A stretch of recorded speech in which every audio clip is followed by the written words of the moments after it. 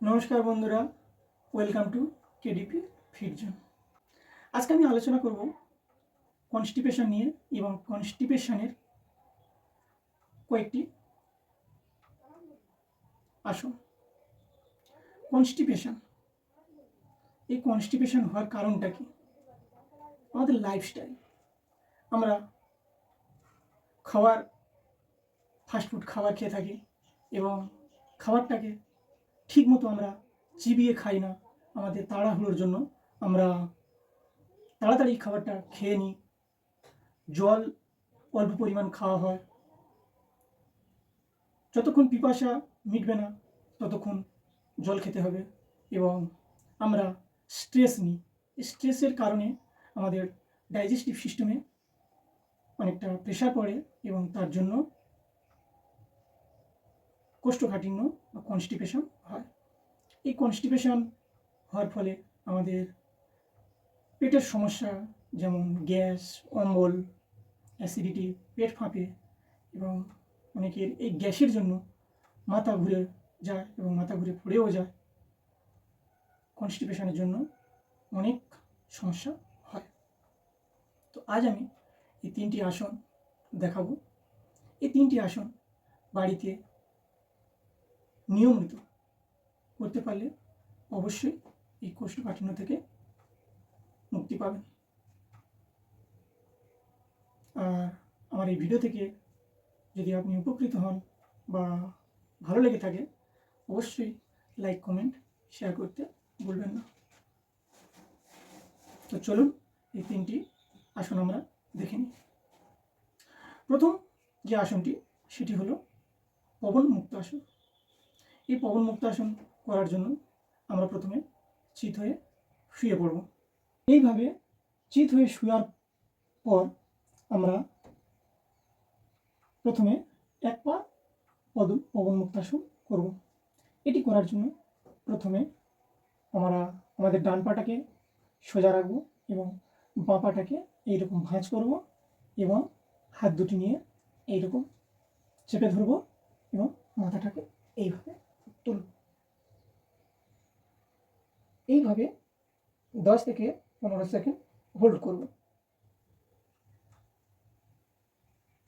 তারপর ধীরে ধীরে এই পাটিকে, বাঁ পাটিকে আস্তে আস্তে এইভাবে ছেড়ে দেব।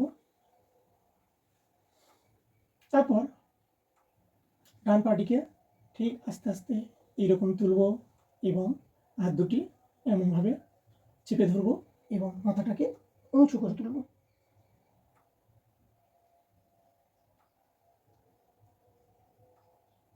এবং 10 থেকে 15 সেকেন্ড হোল্ড করব।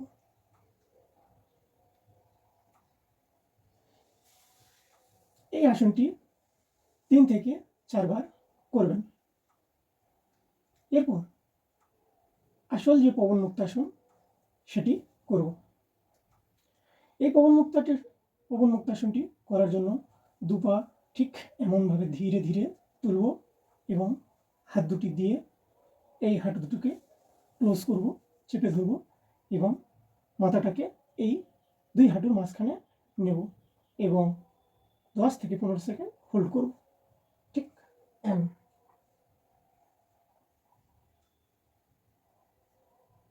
এটি পেটের একটি কার্যকারী আসন। এই আসনটির মাধ্যমে কনস্টিপেশন, গ্যাস, অ্যাসিডিটি এবং সুগারের মতো একটি অসুখকেও সুস্থ করে। এই আসনটি আমরা 3 থেকে 4 সেট করব। এরপর ধীরে ধীরে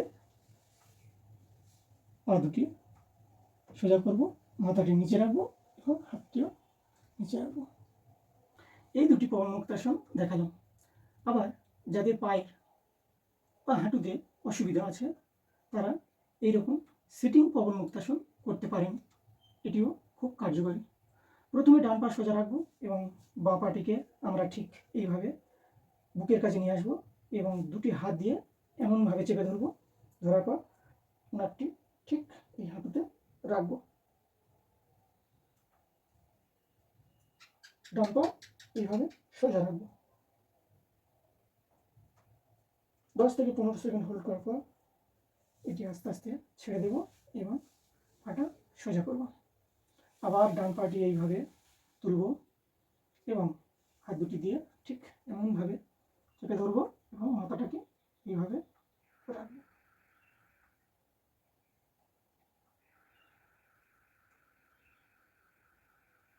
আস্তে আস্তে এইরকম দুটি পা একসাথে তুলব,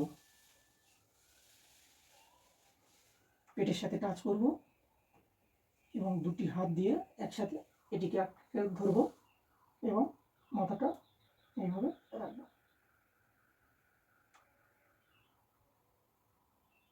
এবং যাদের একটু বেশি হাঁটু ব্যথা আছে, যতটা পারবেন ততটা মুড়বেন পা দুটো, ঠিক এমনভাবে।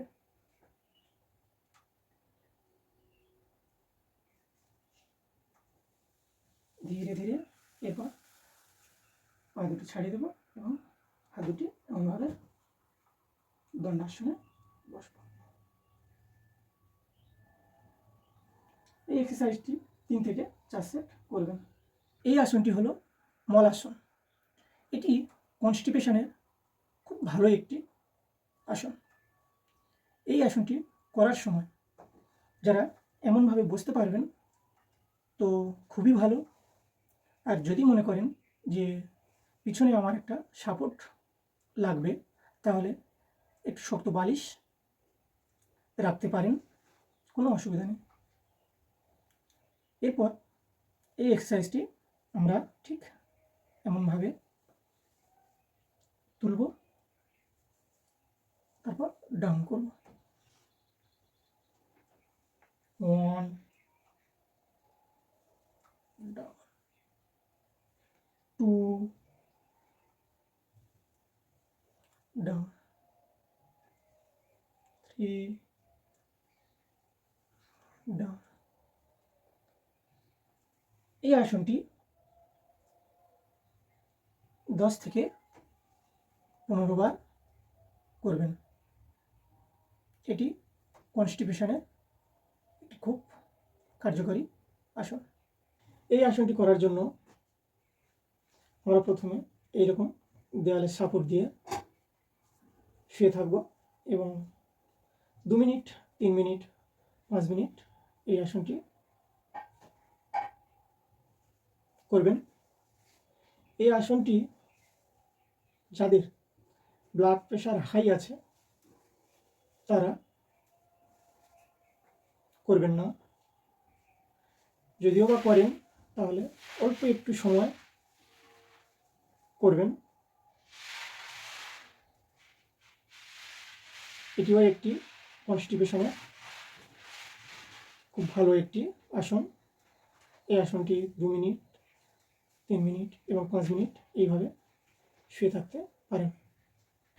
এর সাথে সাথে অনুলোম বিলোম এবং কপালভাতি এই দুটি প্রাণায়াম করবেন। অবশ্যই কনস্টিপেশন থেকে রেহাই পাবেন।